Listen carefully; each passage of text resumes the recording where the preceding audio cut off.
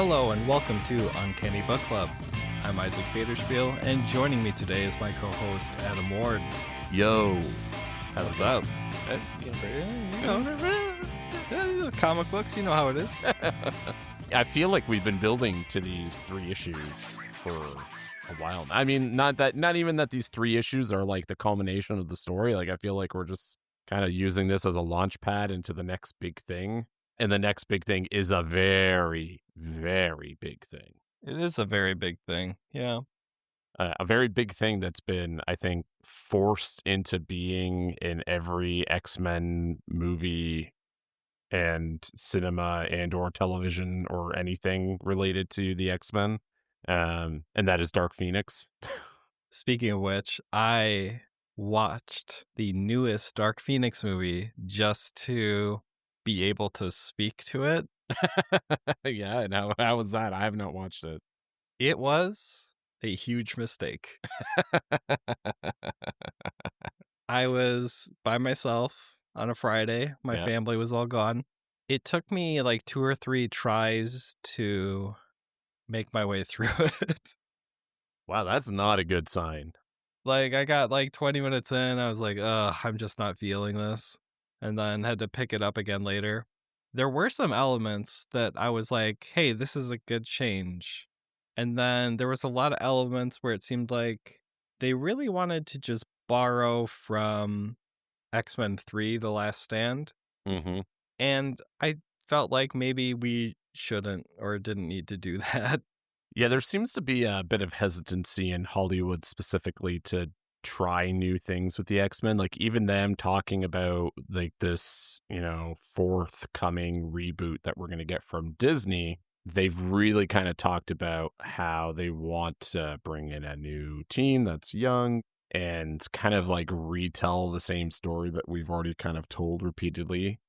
So I think it's just like, I would almost prefer we're stepping into an established team, kind of like what we have where we are now, right? Like, where Scott has established himself as a leader. We don't need Xavier anymore. We don't need his baggage and drama. Like, we can just do stuff. I actually really like this team and would not be opposed to seeing a version of this on screen. Like, we've kind of seen the elements, right? Like, we've seen Nightcrawler, we've seen Scott and Jean and Logan and Storm, and like those people have all been used, but I don't know that we've really seen them in this capacity, and I would love to see it. That would be interesting. I am kind of thinking we're going to see like a mixture of these people. Maybe I think they'll bring over, I assume, like Beast from like the original X-Men, but I don't really think we need Angel or Iceman. Sorry to Angel and Iceman. And then they'll probably take like a couple characters from the 90s cartoon and just mishmash all those teams together and create like this will be the intro team that we start with. Yeah, maybe. I think we would very likely see some version of like the X-Men's greatest hits and less so of these side characters. What if we just jump straight into the middle of like a really complicated Summers family tree situation where, Cable's in there. We've got Rachel Summers, who is like their kid, sort of, maybe from like a different timeline, kind of something. I mean, there's more like different weird Summerses from all over that they can pull in. Just make it extra confusing for like introducing it to new audiences. I know there's like a lot of different ways that they could probably go, even from a story perspective. I actually think something like the Hellfire Club could be like a very cool setup, right? Like, you have this secret cabal that's kind of operating within the public and nobody really knows about them, and they somehow know the intricacies and the weaknesses of the X-Men without them really having an understanding as to how. However, and I cannot stress this enough, we cannot do like a repeat of like, let's just go down the well with Jean again. Like, we need, like, I wouldn't even be upset if Jean isn't even involved, at least in like the initial film. Like, if they're like just off and like we have whatever our core team, blah blah blah. Like, I think it needs to be more of like a team movie rather than kind of like what the other films had become, where they're latched on to Wolverine as like a main character, or even the very first X-Men movie was kind Yeah, of like it was a story of Logan and Rogue, really. yeah. And everybody else was just like an accompanying character with like Jean Grey kind of thrown in this love triangle between her and Scott and Logan, which, obviously is an important story thread that we've seen in the comics and, has been a big part of the comic history of the X-Men.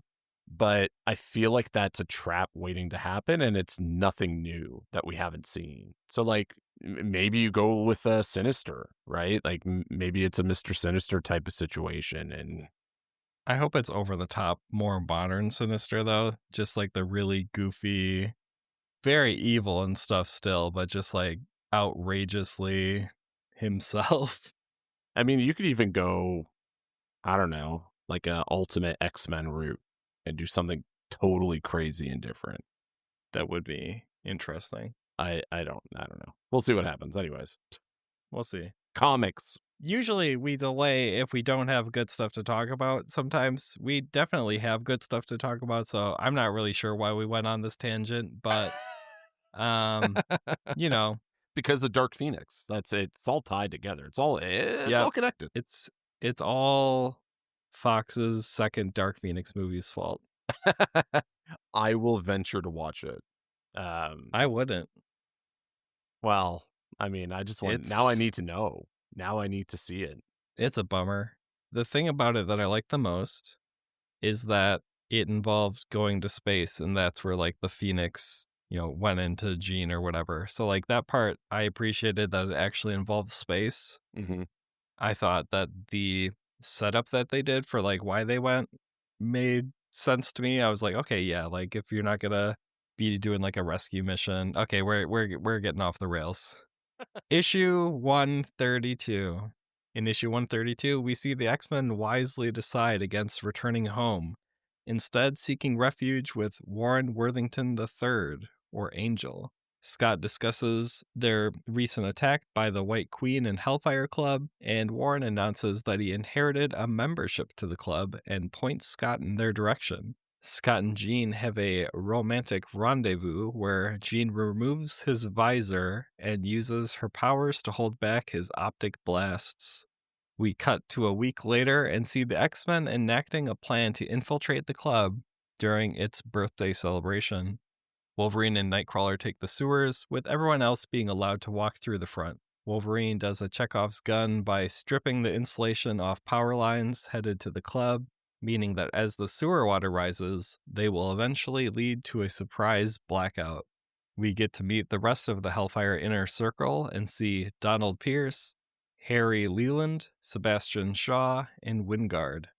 Wingard cuts in while Scott and Jean are dancing and eventually leads her upstairs. Scott attempts to go after them and recognizes Jason without his disguise as being Mastermind, the master of illusion.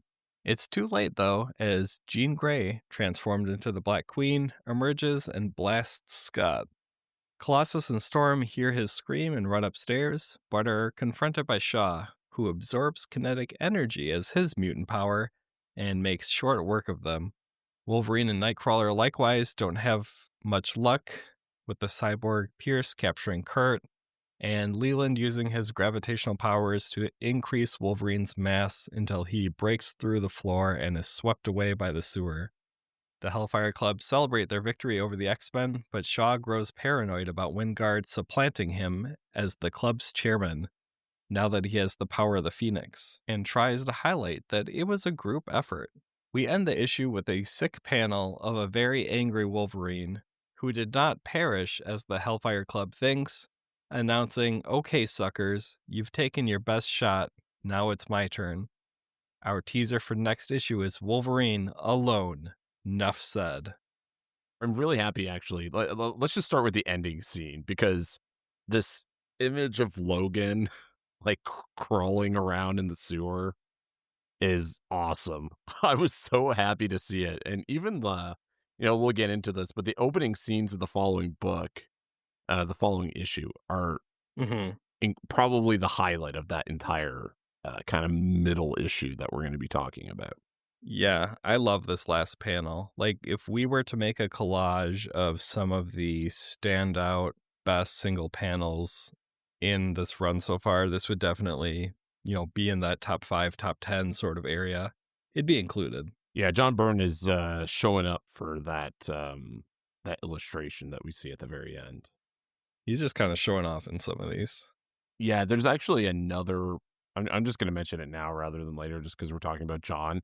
But I made a note in issue 134, and we can kind of get more into the nitty gritty. But there's another panel in issue 134 that is just so awesome.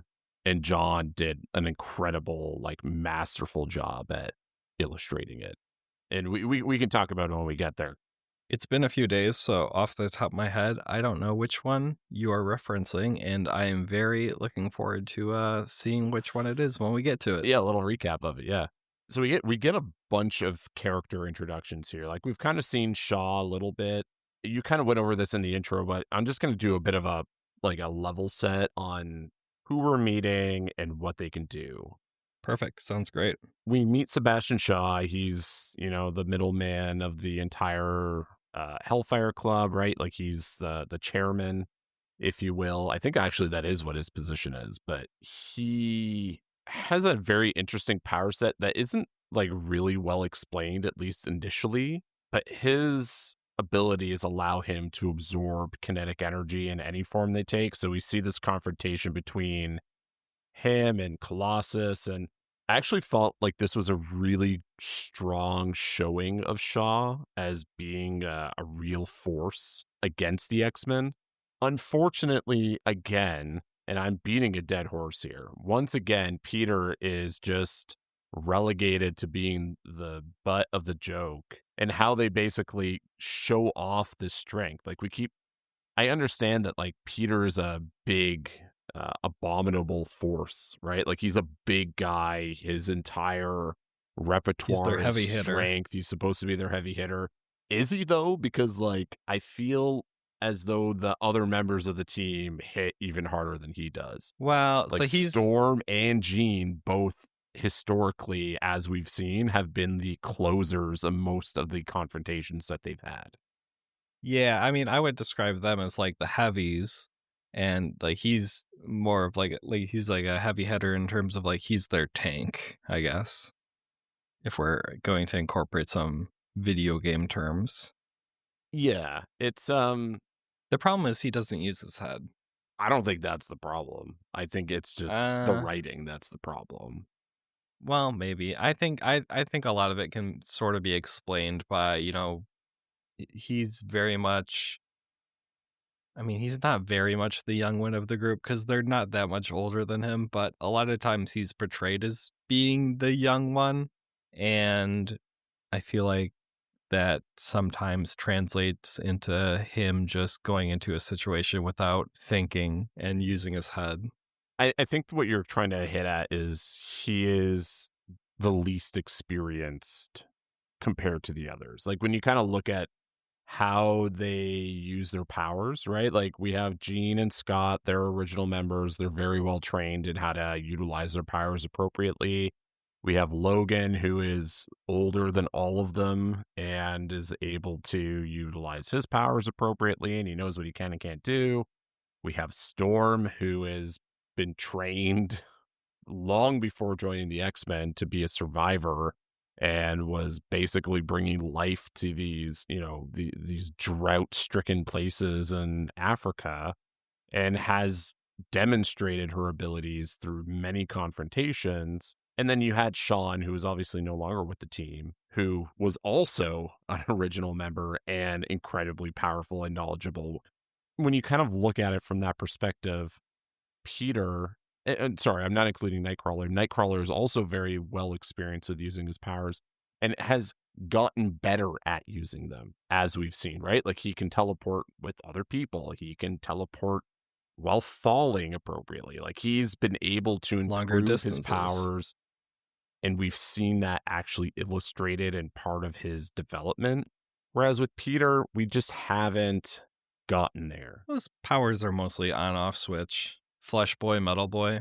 And then I think it's, super strength and like added constitution, but yeah, Well, I mean, still, as you said, like maybe it's a development of being more tactful with those powers. Maybe I it's think so. determining, when you're creating your body to be more dense. Like maybe you're transforming between his metal form and his non-metal form to increase his speed and velocity, and then transforming in and hitting harder. Like there's a bunch of different ways that you could probably approach it.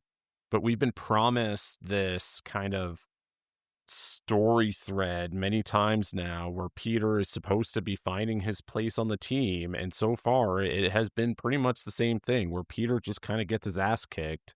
And it's really to showcase the power of the villain or the antagonist or whatever it might be in the moment. In this case, it's Shaw, who just takes Peter's hits like they're absolutely nothing.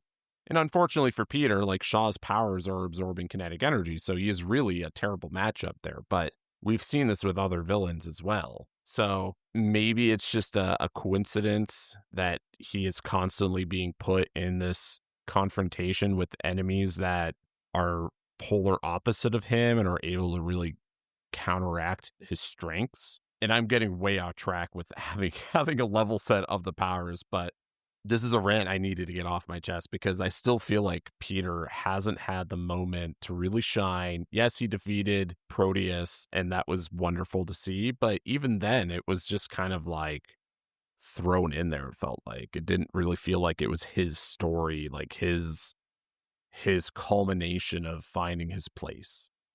And end of rant on Peter. Just tell me about this Donald Pierce dude. Yeah, Donald Pierce.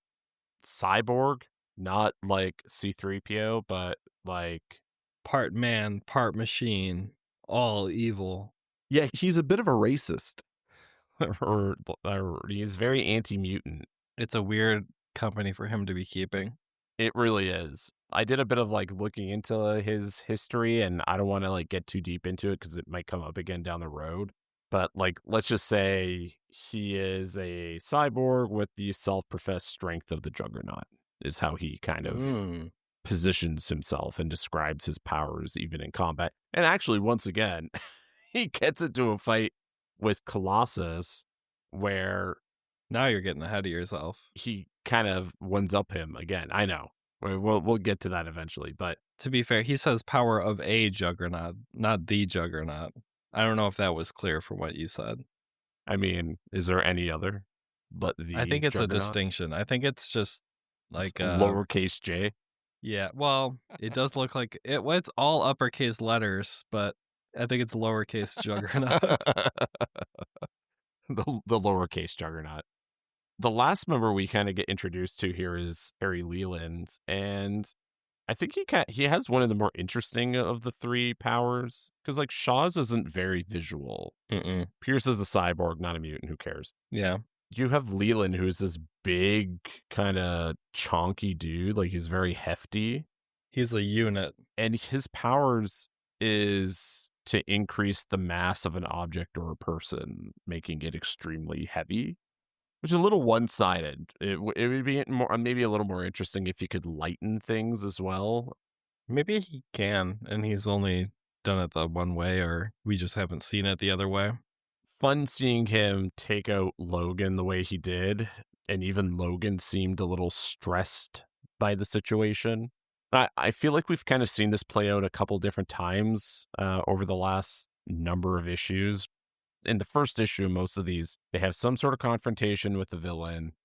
The villain gets the upper hand because the X-Men's unfamiliar with them. Then we kind of have some stuff that happens in the middle just to kind of like keep the ball rolling down until we get to the third issue where the X-Men have kind of learned from their mistakes and are able to overcome them in some way, shape, or form. I have some notes on that and how we're getting ahead of ourselves, but I appreciated how in 134 they didn't necessarily have that, and the X-Men easily triumph over everyone. There was some MacGuffin stuff happening though. I'll save it. Anywho, that's our power set. Mysteriously, no White Queen, no Emma Frost. She is presumed dead.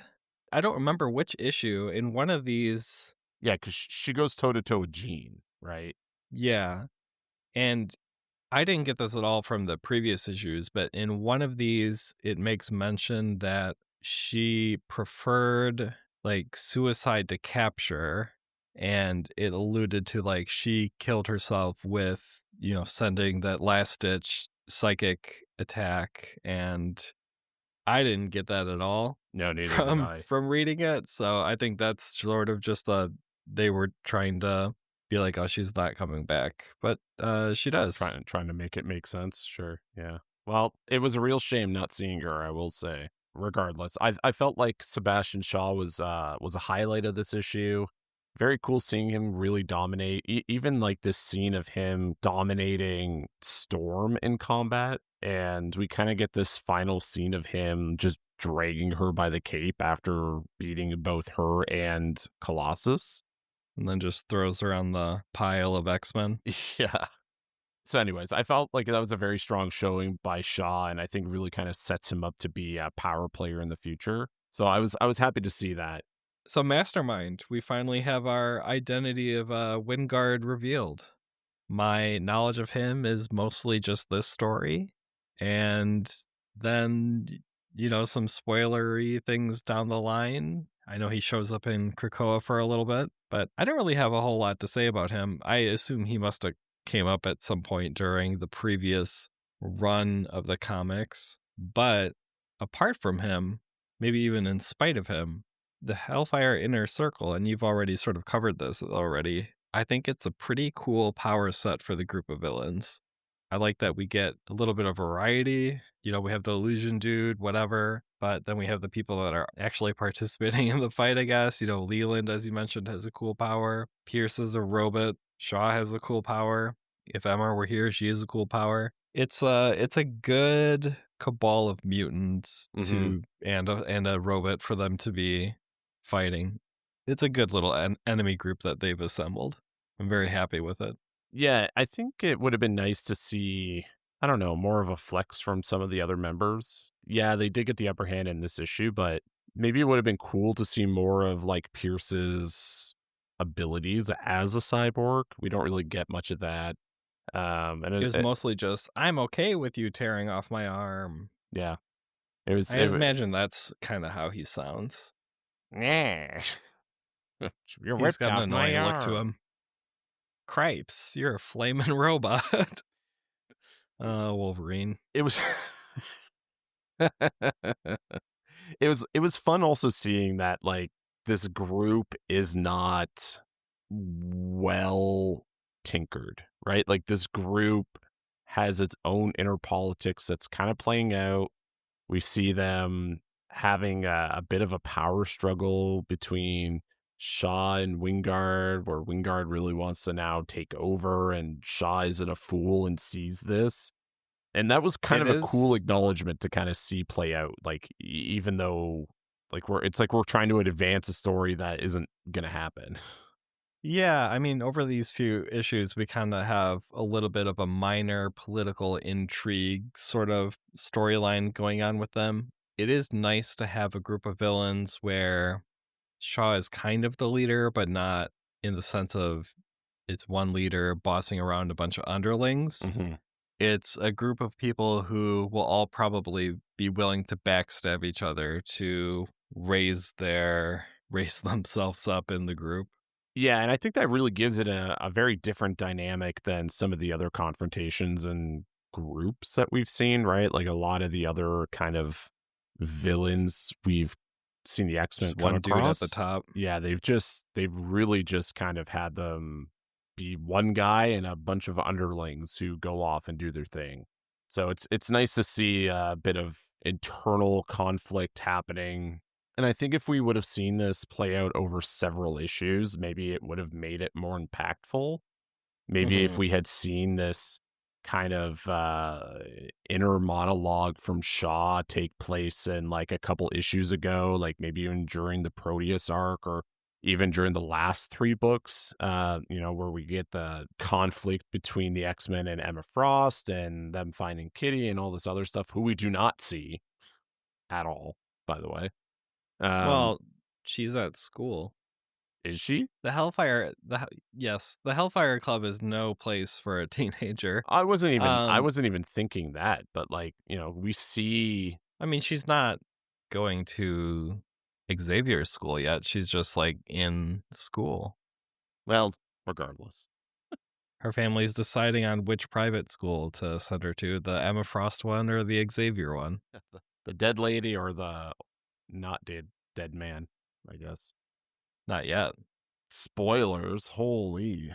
Dies, like, 8 times. Are they an X-Men? They've probably died. R.I.P. That's just the truth.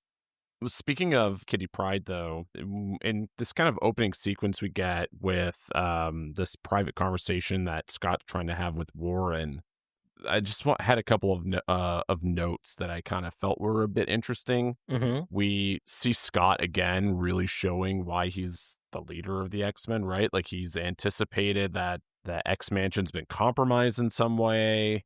They think there might be some sort of mole on the team. Like he's really trying to figure out why the Hellfire Club had this one up on them and how they know so much about the X-Men. And he really tries to remove them off the board, right? Like he's taking the X-Men off the playing field.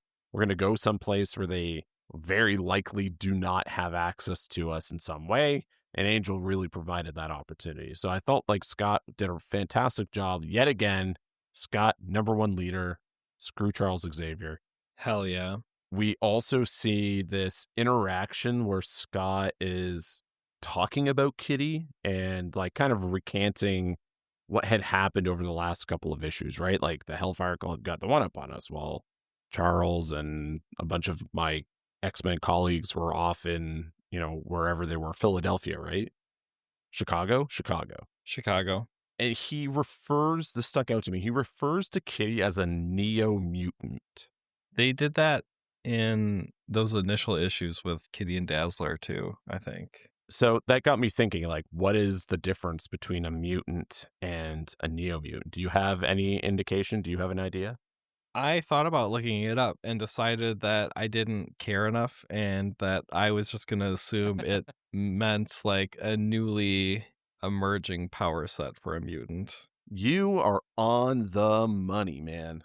That is Great. exactly what it means. It I'm is glad I saved myself 15 seconds. it is a reference to a newly emerged mutant whose powers have only recently manifested. I'm okay with them dropping that term in the newer runs of X-Men. And there's a good reason for that, actually, because Chris Claremont actually does a story later on that happens in the 90s where there is like a whole story involving like a species of mutants or people or something called the Neos or something along those lines. So the term kind of gets pulled into a different direction to mean something else. There's even a better reason for why it gets dropped. Because it's a bad wording for it. I was going to say no more mutants. They don't have to worry about neo-mutants if no new mutants. Yeah. Yeah, too true. I wanted to provide that clarity because I was curious what it meant, but clearly I'm just dumb and you and probably other people figured this out already. Context clues. One thing I did kind of feel irritated by was this Jean coming up and being like, hey, you guys have been up here for hours. You've been up here talking for hours. And it's like, what? They just got here. Someone mentioned my name? Yeah. It made me feel like, oh, like, did Jean just manifest this idea that they've been there for hours? Because reading the issue did not give me that sort of Well, they timetable. probably talked about whatever stuff first. Hey, are you on the page right now where they're like, hey, you've been up here for hours? I'm not, but I can be. There's something wrong with Angel's shirt. Is it the back? Yeah. Yeah, it's an open back. I don't understand how it works. I don't want to spend time in this. Also, speaking of Angel, what was the deal with the kiss between Warren and Jean? Maybe that's how they kissed in the 80s with friends. They're not Well, European. he's been like he's been like he's rich, so when you're rich, you act European, like Emma Frost. You're sophisticated. Yeah, he's sophisticated, so he kisses on the mouth. Like, I thought it was weird. did they do that on Family Feud back in the 70s and 80s? Wasn't that like what the I host don't did? know. Kiss people on the mouth? Probably. It's weird, man. I don't know. It, Rich people stuff. yeah, rich people stuff. Aside from like the kind of chat that they have, it felt like Angel is just interjected here for no real reason. Maybe it'll come up again in Dark Phoenix. Like there's I this think it's a nice way to incorporate his character, just as like a little check-in, hang out with him. Scott needs someone completely removed from his current team that he can bounce these ideas off of. Just because, like you said, there could be a mole, so he's got to discuss it with someone outside the situation. So he comes to someone he grew up with a soft and who accusation in there, given and with a sick house in the middle of nowhere where the enemies can't track them. unless Angel is the enemy within, but he said he's not, so we'll take that Yeah. for the truth that it is. Although weird, because I mean, like, yes, the X-Men get kind of caught, like they are able to see through their really terrible disguises the second they walk in through the door. But wouldn't Shaw and all the other kind of inner circle members be aware that Warren is a former X-Men and that he would have access to the club in some capacity? Maybe that's how they knew they were going to come, but they seem They surprised. they might not know because I feel like the It's beneath them. original X-Men was like a little less public. So they Mm, probably don't necessarily know his secret identity, possibly. And he inherited the membership. He's only went there yeah, all once, right, or fair. so he said. So he says. Maybe he's the mole. He's could be the mole. I mean, we know it's Cerebro, but it could be him. He could be Maybe the he hired mole. Warhawk. Overall, I thought it was a pretty fun issue. Definitely. Seeing this confrontation with Hellfire that we've kind of been building towards, seeing Jean kind of become the Black Queen. It was a lot of fun. I really liked it. It was it set things up to kind of fall into place and takes all the pieces that have kind of been laid out in front of us over the last couple of issues and gives us some sort of payoff, at least like this confrontation. Finally, we get to see Sebastian Shaw like kick everybody's ass just being topless and like green tights and a sash belt. So Yeah, the sick bow in his hair. yeah, man, I'm digging Shaw. What can I say? Emma's not here anymore. I got to support somebody, and I'm standing Shaw.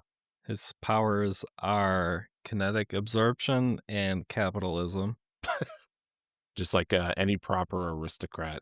I agree with you. Great issue. It's a good teeing us up for what's to come. Yeah, which is Starts on a high note. which is Wolverine alone.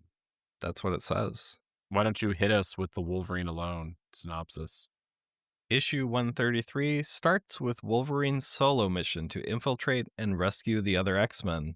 He defeats a number of Hellfire goons, more brutally than he probably would have if the other X-Men were around. We see the Hellfire inner circle gloating over their victory and see what Jean, now the Black Queen, sees when she looks at her teammates. We get a brief flashback to when Jean held back Scott's optic blasts and learned that the two established a permanent psychic rapport. We take a quick break from New York to hang with Sean and Moira. Sean is enjoying the retired life, but Moira is full of worry over the latest gene scans that Charles sent her. She notes to Sean that something, or someone, has removed nearly all of the psychic circuit breakers that Jean's mind established. Speaking of psychic rapports, we also learn that Xavier has been unable to reestablish the one he previously had with the X-Men. Charles also confides in Angel that he resented seeing Scott lead the X-Men and recognizes that he's made some mistakes. Wolverine makes his way to the main party area, but is soon surrounded by weirdos in barrister wigs who beat on him with clubs. Scott attempts to reach Jean psychically, but loses a duel in the astral plane to Mastermind. The issue ends with Mastermind stabbing Scott, seemingly fatally, as Nightcrawler notes that Scott isn't moving or breathing. Well, in fairness, he full on says he's dead. but not dead dead. I mean, you don't know that. Okay, well, you do know that because you know what happens in the next issue, but they didn't know that. Maybe. Oh my gosh, I just looked at the panel again of Logan in the sewer. Man, so Angry good. dude.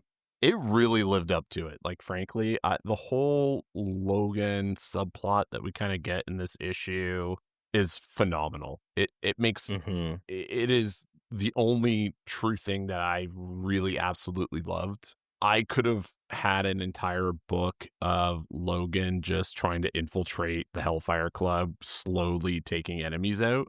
But I will take what we got because we get a lot of brutality from Logan. We see him take enemies out in ways that we know we wouldn't get if he was surrounded by Scott, especially. But we get an awesome scene where he takes out a couple different goons and there's one left and he's holding this gun and he's pointing it at Logan and Logan is just like smirking at him and he, he's holding up his hands and he's welcoming the goon to take him on and he says It's something like, to the I'm gonna effect of get you. like, hey, I know what you're thinking here. You know, I'm hurt. He's 5 meters away from me. I got a full clip of ammo. I can take him. And he and the guy just like drops the gun and then Logan dashes and takes him out. But it's such a funny sequence, like this guy just totally acknowledging that I can't beat Logan. I cannot beat this Wolverine guy. No. On the subject of that, I think this might be the first usage of the words doing what he does best. We get that in like the second page. Wolverine never stops, never slows, each move blending into the next in a frightening display of destruction. He's doing what he does best and having the time of his life. He really is having fun. Yeah, He's he got a big really is smile on having his fun. face. Yeah. Even the end scene with Logan getting like taking on these, how did you describe them? Goons. Goons. Hellfire. Oh, the weird barristers in wigs. Yeah. Yeah. With like billy Or clubs. weirdos in barrister wigs with clubs. Yeah.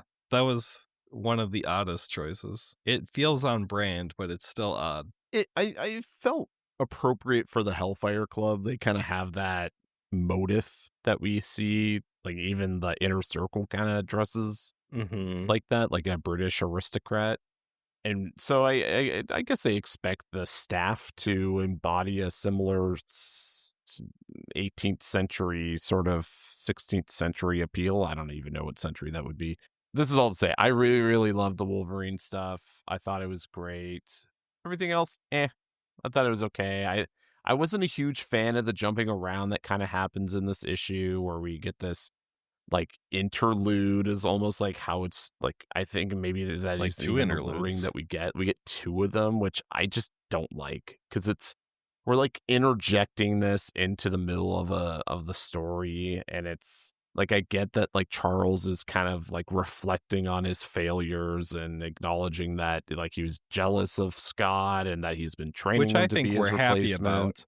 It is nice to see that acknowledged of him being like, yeah, I kind of suck. And yeah, that's on me. Because he does suck.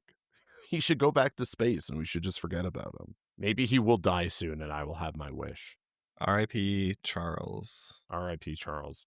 I felt like it was fine, like in terms of like the scene itself was like a nice acknowledgement, but it just felt like it was thrown in. Yeah, And similar, like at least the that's Moira true. situation made a little bit more sense to include. It's like a foreshadowing. Yeah, exactly. And even like, I don't even know if it's foreshadowing really, because we've known everything she has said, right? Like, Yeah, but maybe it's spelling it out a little bit more clear, like Jason maybe is it some could be for the people that just jumped in this issue. very possible. Didn't read the previous ones. Or just to like, you know, kind of look into the camera and waggle your eyebrows a little bit. Like, Yeah, remember? yeah, remember everyone? Remember Remember what's how going on? you saw it in the last issue? It was kind of talked about in this one. It is nice just to see Sean enjoying his Retirement. Yeah. earned life of running around in a sweatsuit and scarf and asking Moira if she wants to fool around. He's a bit cheeky with her, which I appreciate because that's a good couple goals. And they are in the Europe, so they are allowed to be cheeky. What did they say? It's like 500 or 500 miles from the Arctic Circle or something like that. It's like where they're located. Man, that would be It's a freezing. weird way to just say Scotland. Yeah, yeah. I mean, it's on a remote island, so it's not on the mainland. All of 500 miles below the Arctic Circle. I think they just want to let Americans know that it's brisk. It'd be cold. And that's why he has the scarf. Was there anything else that you really liked about this issue? I guess like the Scott and Jean stuff, this like psychic rapport and kind of seeing That them was another interlude. confine in one another. Yeah, but like it made more sense than like the other It did. two. I liked them going back to the whole, like, getting, it kind of feels weird after the fact, but it felt like a good detail to move to this issue versus the last one, which already had a lot going on. And it didn't necessarily feel like, oh, this is how we'll, like, we wrote ourselves into a corner. It felt more planned. Mm-hmm. I like the plan. I didn't really dig the whole astral plane fight necessarily. And I think the word that you used either earlier before we started to record or in like a text was that the second issue kind of meanders. Yeah. Overall, it was sort of fine, but I mean, I don't have like a ton of notes. It really, like you said, does jump around quite a bit to just like everything everywhere. Not a whole lot happens. It doesn't move things forward that much. No, it kind of keeps us like in the same gear a little bit. Like we have the Hellfire Mhm. Club kind of rejoicing in their splendors and then kind of like just, hey, everybody, remember this? It might be the Remember? same goblet of wine that Shaw has now from the first issue. It's impossible to say. I did like the detail of them putting like this quartz mask on Scott. Well, they know all their powers. They know what to do. And I've thought of this in the past. I don't know that we've really discussed it, but like sometimes I just feel like Scott and some of the other X-Men, like the villains, and maybe it is just like, oh well, they just don't know. But we've seen like a couple instances where, especially earlier on, where Scott uses his optic beams because it's just like not something they account for. Even like He's in a glass jar. them taking Storm's like lockpicks away in this issue, and that kind of became a plot point. It was really fun seeing this entire quartz helmet on top of Scott. I think the smartest thing about it is that it stops him from being able to talk But not because then think. he can't give direction to any of the other team. He can't try to communicate with Jean that way. He's sort of just locked away. They know he's the tactical mind behind everything. Just keep him isolated. And yet not isolated enough, right? Imagine No, if they just removed his him head from the room entirely, right? Like they or cut his head off. well, they make a point that they don't want to kill them, right? They want to do some sinister level stuff of like eugenics of making Mr. Sinister eugenics? Genetics? yeah. Essex Men. In issue 134, we quickly see that Scott did not, in fact, die in the previous issue.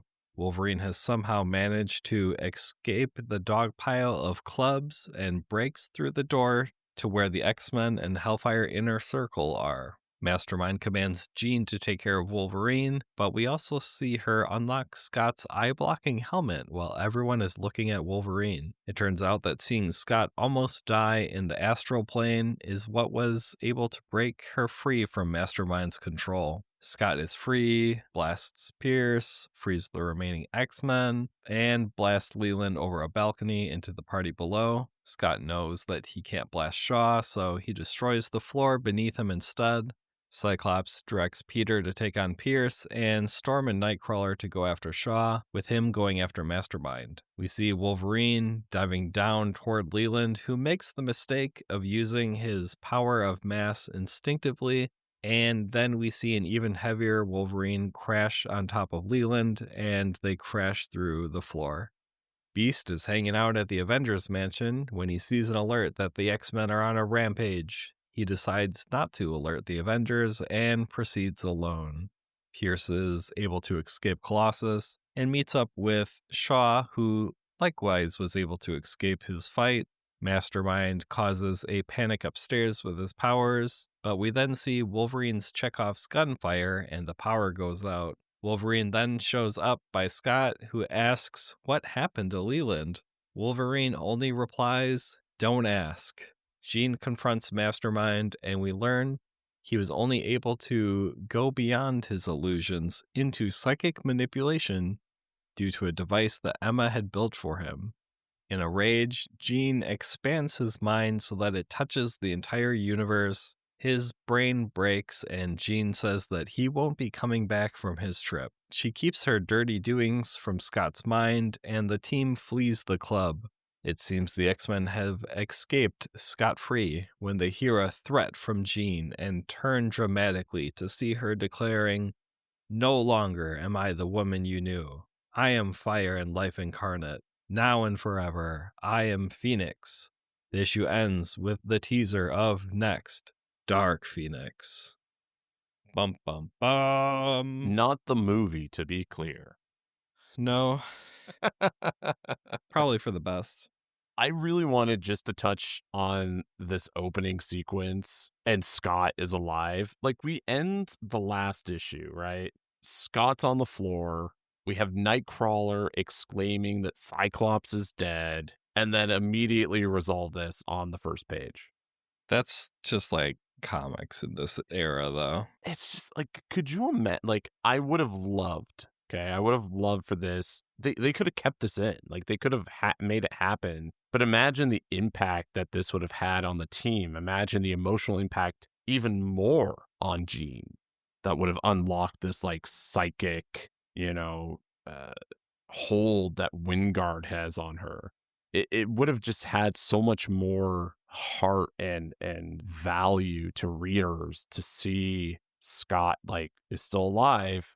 It's maybe they move his body out of the room. Maybe he just comes to later on, whatever it is. And So you're suggesting that a team of people in barrister wigs should have picked him up and like escorted him out of the room when everyone thought he was dead? sure, like, whatever it might be. At first, I thought you were arguing that Scott should have died here. No, no, no, no, no. Like, I think it's fine that I he was like, didn't that's a bold die. No, call. no, no, no, no. I think it just would have been more impactful if they didn't reveal that he was alive on the first page. Yeah, Because, like, I think that's just like a classic pitfall of a lot of comics of this era of like, he's dead. And then you start with like, or is he? JK, the way we're reading this, right? And we've talked about this a bit before, right? We're consuming this in a way that it wasn't originally meant to be consumed, which is all at once. But when you think On about an iPad. when you think about this being released a month after seeing that final scene of Scott being dead or proclaimed to be dead, and then you pick up this book being like, oh my God, I need to find out what happened. And like, you open the first page and he's like, oh, he's fine. I think most people probably assumed he would be fine. I'm a little surprised it's immediately he's just on his knee. He's like, it's all right, team. I'm back in the game. Versus maybe he gets stuck in the astral plane and they need to, Jean breaks free and has to save him. Or Professor X feels his fake death and knows he's stuck and has to intervene and save him, and then he's able to reestablish his rapport that he's been missing, blah blah blah. They felt like other routes we could have went with it versus just, I'm good.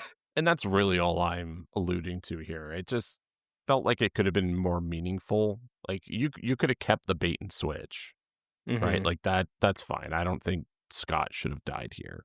But to just give it more meaning when we throw that around, I think would be better. Especially at this point, because it's not like, a lot of characters are dying. It, like, the rule of resurrection hasn't really been a thing yet. It's been years since they killed Thunderbird at this point. Exactly, right? And we saw that impact. That played out over several issues.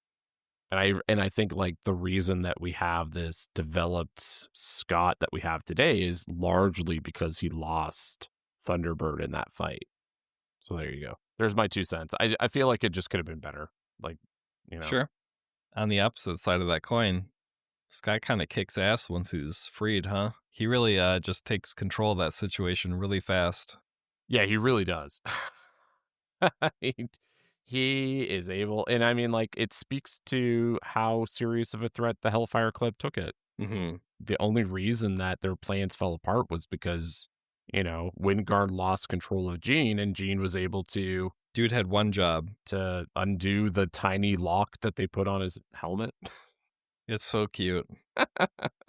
It's like the kind of lock that you find on a children's diary. Yeah, it is. Yeah. Like the kind of thing you could just like smash open with a hammer. Yeah. I'm trying to find the page, and this isn't necessarily for inclusion, but I must have missed it. Like, do you know where in here it is explained that it's Jean, like this, like seeing Scott die in the astral plane, I think it's when she's creepily confronting him. confronting a Wingard? Yeah. Yeah, so it's you made a mistake, Jason. You slew the man I loved before my eyes. Instead of severing my last connection with the X-Men, that acted like a bucket of ice water in my face. Okay, yeah. These are some crazy. Are these the panels that you're alluding to from earlier? Okay. The panel that I want to bring to your attention, it's not, it's a couple pages after where Jean, like, I do love the illustration of like Wolverine in the dark with Scott and Jean like menacingly approaching Jason. The menacing is really good. The It's and the dark one is good too. like it's all very cool. Even this like little scene at the bottom where she is, telling him like, instead of enslaving me forever, you shocked me awake and you set me free and your power is nothing. Like that is a really cool scene, but that is not the one I want to draw to your attention. We I think I s- figured it out now. we see Jean unleash, like truly unleash her powers. Like this is probably the moment where Jean stops being Jean and becomes Dark Phoenix. Right? We've never truly seen Jean use her powers this way. Like even this like zoom in on Jason's eye to illustrate this fear that he's experiencing. And then on the next page, we have this awesome John Byrne special of like his his astral body kind of being illustrated with these whites as like the galaxy is kind of like positioned behind the silhouette of Jason as he is like having a manic episode and like galaxies are exploding or stars are exploding. It's awesome. I love it. It's a crazy panel. That's some crazy trippy art. That must have taken forever. It really must have taken forever. And good on the colorist too for filling that in because that must have been a real pain in the ass. Yeah. And speaking of cool art, I also just want to quickly mention the cover of this issue is also awesome. We get this image of the two different sides, right? The Hellfire on one side, we get the X-Men on the other. In the middle, we see Jean and this big phoenix in the backdrop, which I have many, many times and will always continue to stand this. But anytime you want to Phoenixes are give cool. me that phoenix in the backdrop, I love it. I eat it up, man. It's so good. We've seen this cover before.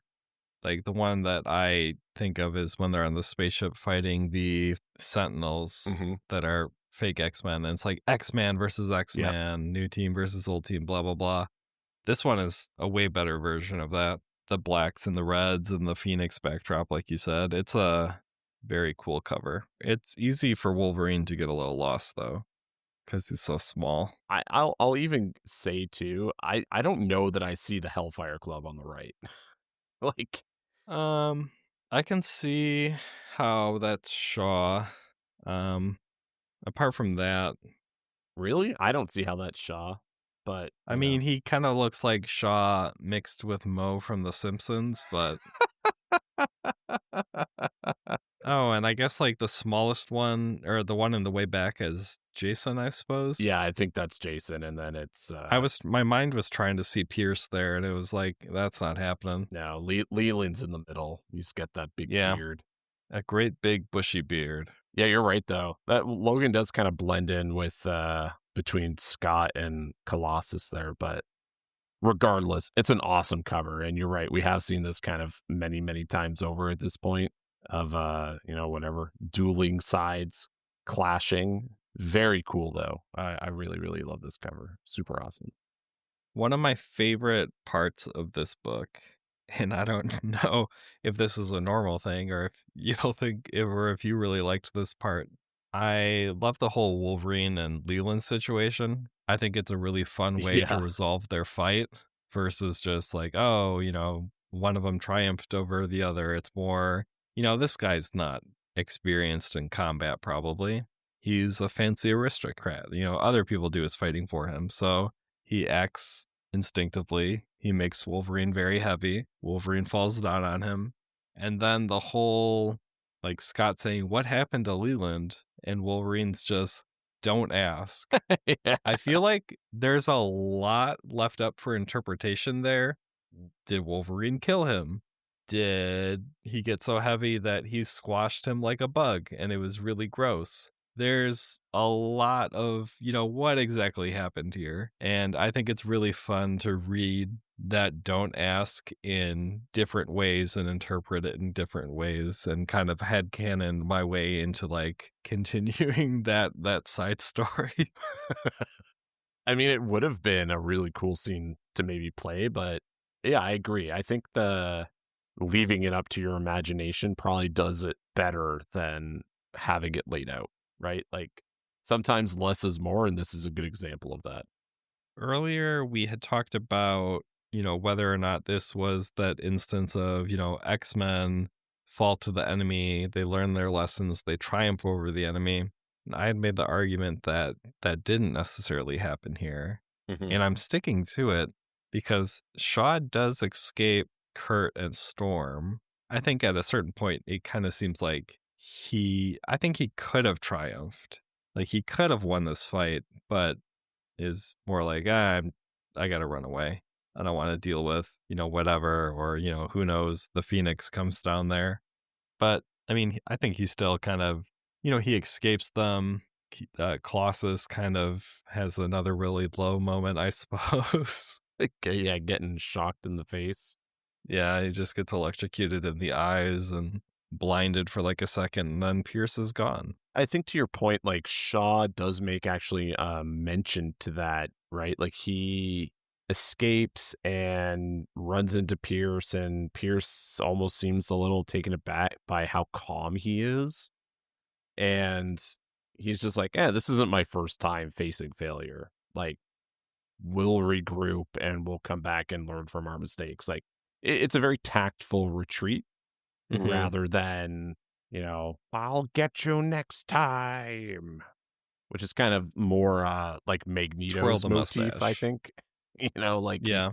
like that's more of the role that he plays. Like, I'll get you next time, X-Men. You'll see. I'm up here on my asteroid.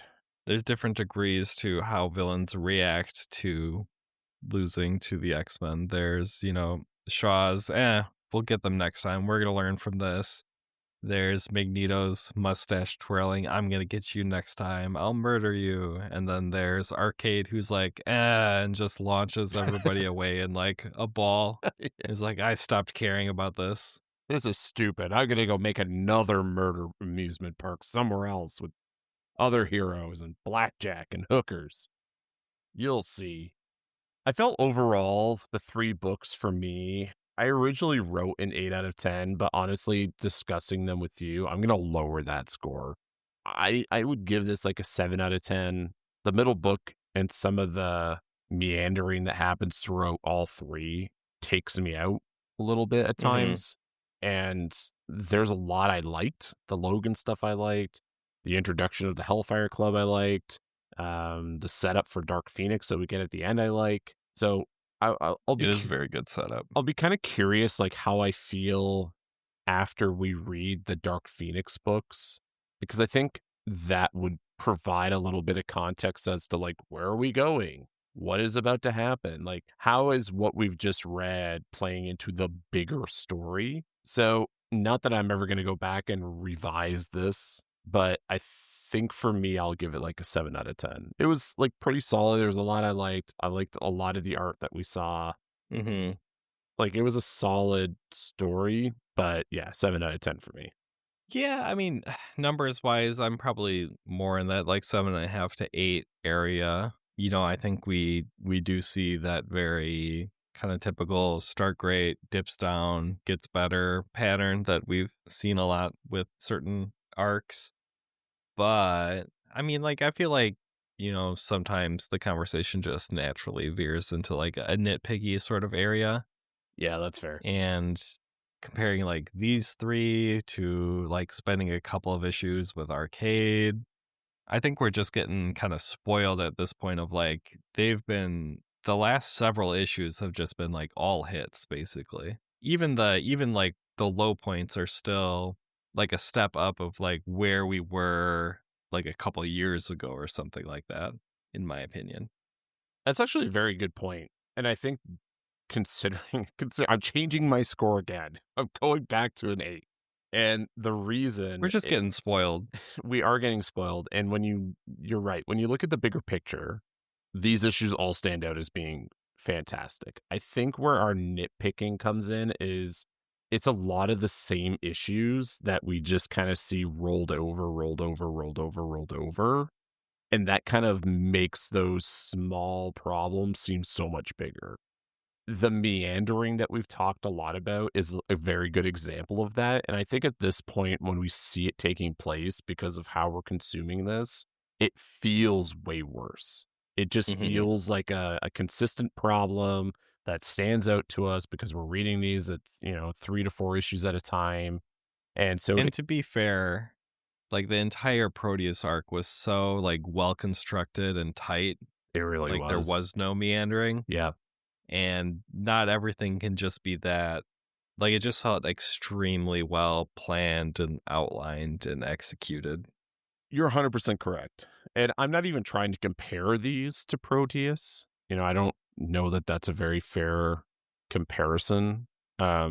Or at least like for me, as I stated before, that was like a 10 out of 10 or a 9 out of 10 or whatever. It Mhm. was like practically perfect. It's You're right in like your assessment that I do think we tend to nitpick, but I think that's like by nature of being, kind of reviewing these books through a critical lens, but we also highlight a lot of the That's things what you that we do with like, something right? you like. Yeah. Yeah. Yeah. Um, and I'm gonna I kind think of that's part of our personalities to, if we enjoy something, part of us does want to pick at it a little bit. And I think that's, part of our just how we've done things over the years, like reviewed video games and things like that. mhm. You got to dig in and just pick at it. I mean, yeah, you got to pick at it, but like I think it's fair to be critical, especially when it's the same things we're being critical about, right? Like we're not Yeah. like we're pointing out the same mistake, and it's a mistake to us. Obviously, it's subjective, but we want to see things move along and see improvements in the spaces where we're seeing it falter, and it just hasn't happened yet. Like like and you're right, when we look at the big picture, right? Like from where we started to now, it's like we're reading an entirely different book by an entirely different creative team. And the story overall is very enjoyable. So there you go. 8 out of 10. Revised, revised, revised final Didn't you score. say like a few minutes ago that you weren't going to go back and revise? I did. I was referring to going back after we finished Dark Phoenix and revising my Yeah. score because I was I was determined to stick with a 7 out of 10. But given our conversation on the critical, I am going I'm going to go back to an 8 out of 10 because that's what I wrote down before. And as we've How already dare you discussed, use my words against me? sometimes you just have to pick C because that's the number or the letter that you Yep. want to go with. Always pick C. That does it for this episode of Uncanny Book Club. Thanks for listening, and we hope to see you next episode where we'll discuss issues 135 and 136. Go watch the Dark Phoenix movie because I will. Don't do it. All right. Bye, everyone. Thanks for tuning in to this episode of Uncanny Book Club. If you enjoyed this podcast, don't forget to subscribe, leave a review, or share with a friend.